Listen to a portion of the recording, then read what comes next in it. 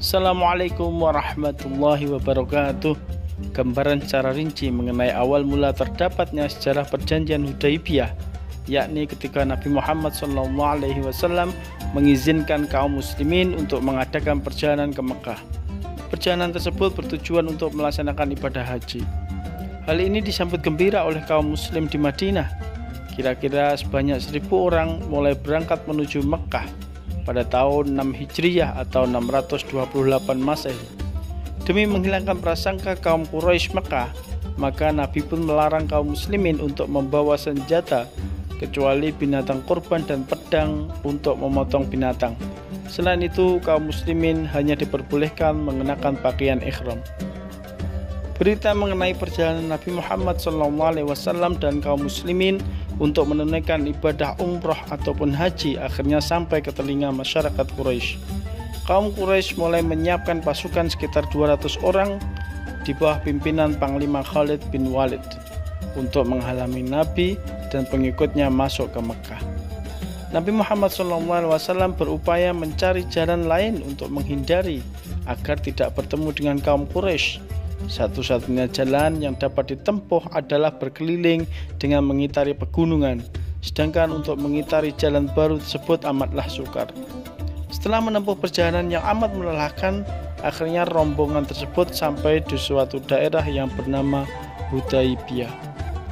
Nabi Muhammad SAW mengambil langkah positif dengan mengutus Utsman bin Affan kepada pemuka kaum Quraisy.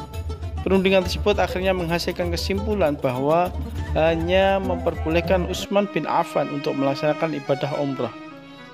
Orang Quraisy akhirnya percaya bahwa kedatangan Nabi dan pengikutnya hanyalah untuk melakukan ibadah umrah dan bukan untuk berperang. Pihak Quraisy pun akhirnya mengirimkan utusannya untuk melaksanakan perundingan guna menghindari kesalahpahaman. Upaya untuk mencapai titik kompromi, orang Quraisy diwakili oleh Suhail bin Umar dan kaum muslimin diwakili oleh Nabi Muhammad SAW sendiri ditemani Ali bin Abi Thalib. Maka pertemuan tersebut menghasilkan perjanjian Hudaibiyah. Adapun isi perjanjian Hudaibiyah intinya adalah sebagai berikut. 1. Diberlakukannya gencatan senjata antara Mekah dan Madinah selama 10 tahun. 2. Warga Mekah yang menyeberang ke Madinah tanpa seizin walinya harus dikembalikan ke Mekah. 3. Warga Madinah yang menyeberang ke Mekah maka tidak boleh kembali ke Madinah. 3. Selain warga Mekah dan Madinah dibebaskan memilih untuk berpihak ke Mekah ataupun Madinah.